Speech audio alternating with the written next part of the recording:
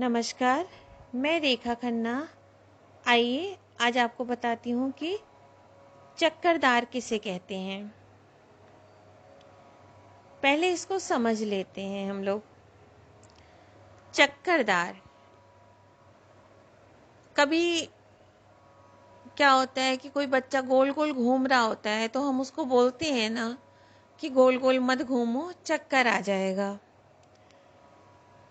तो यानी कि गोल गोल घूमने को चक्कर कहते हैं। जहाँ से शुरू हुए फिर वहीं आपके हम रुक जाएं। तो जिस स्थान से हम प्रारंभ करें वहीं आके रुक जाएं। चित्रकारी में भी हम एक गोला बनाते हैं, वृत्त बनाते हैं, एक जगह से शुरू होकर वहीं पे आके रुक जाते हैं। ठीक इसी तरह ताल वाद्यों में या संगीत के क्षेत्र में हम किसी भी रचना को जब प्रथम मात्रा से सम से प्रारंभ करके पूरा पूरा 3 बार बजाकर उसको खत्म करते हैं सम पे, तो उसे चक्करदार कहते हैं। ये तो हुई समझने की बात। अब इसको हम लोग लिखते हैं। तो चलिए प्रारंभ करते हैं। चक्रदार, यह संस्कृत भाषा के शब्द चक्र से बना है, जिसका शाब्दिक अर्थ है गोलाकार या चक्करनुमा। उत्तर भारतीय ताल संरचना में चक्रदार रचना के उद्गम का स्रोत तिहाई है। तिहाई का प्रयोग भारतीय संगीत में अति प्राचीन काल से किसी न किसी रूप में होता चला आ रहा है।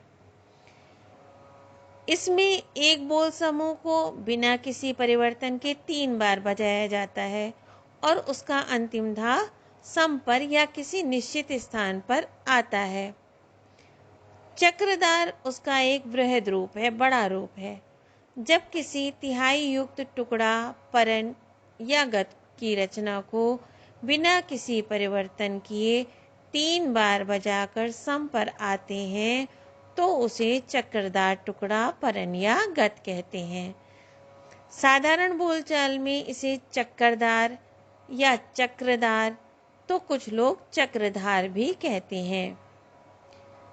चक्रदार बंदिश का ताल की प्रथम मात्रा से प्रारंभ होना और सम पर ही समाप्त होना अनिवार्य है, जबकि तिहाई में ऐसा कोई प्रतिबंध नहीं है।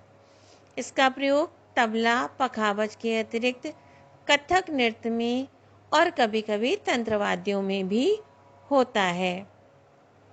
वर्तमान में चक्रदार के अनेक प्रकार प्रचार में हैं, जैसे साधारण चक्रदार, फरमाइशी चक्रदार, कमाली चक्रदार इत्यादि। इस प्रकार की रचनाओं में गणित का अच्छा प्रयोग देखने को मिलता है। रायगढ़ नरेश राजा चक्रधर सिंह जू देव ने चक्रदार को त्रिचक्री कहकर नया नाम दिया है। राजा चक्रधर सिंह जू, बड़े ओ की मात्रा जू में, देव ने चक्रदार को त्रिचक्री, त्रि यानी 3, चक्री माने चक्कर, त्रिचक्री कहकर नया नाम दिया है। तो ये तो परिभाषा थी आपके लिए ताल परिचय भाग 3 से, जो आप लिखेंगे। और समझने के लिए आपने समझ ही लिया। जब हम एक कोई छोटा टुकड़ा बजाते हैं जिसमें थोड़े से बोल होते हैं और फिर तिहाई होती है, तिहाई माने किसी भी बोल को पूरा पूरा 3 बार बजाना, और वो 1 या 2 आवर्तन का होता है। तो जब हम इसी छोटे टुकड़े को थोड़ा बड़ा रूप बना के पूरा पूरा 3 बार बजाते हैं, पूरे टुकड़े को पूरा पूरा 3 बार बजाते हैं, तो वो चक्करदार हो जाता है। ये तो आपको मालूम ही होगा जब आप बजा रहे हैं। तो अब उदाहरण की बात आती है, तो उदाहरण आपने जो सीखा है उसको लिख देंगे, जिस भी ताल में आपको पसंद है, या अगर कोई ताल दी गई है पेपर में तो उसी ताल में उसकी चक्करदार लिखेंगे। अब चैनल को सब्सक्राइब करने की बात है। जितने लोग करेंगे तो अच्छा लगता है, उत्साह बढ़ता है काली वाली बेल दबाएंगे तो आपको नोटिफिकेशन मिलेगा। लाइक और शेयर आपकी मर्जी पर है।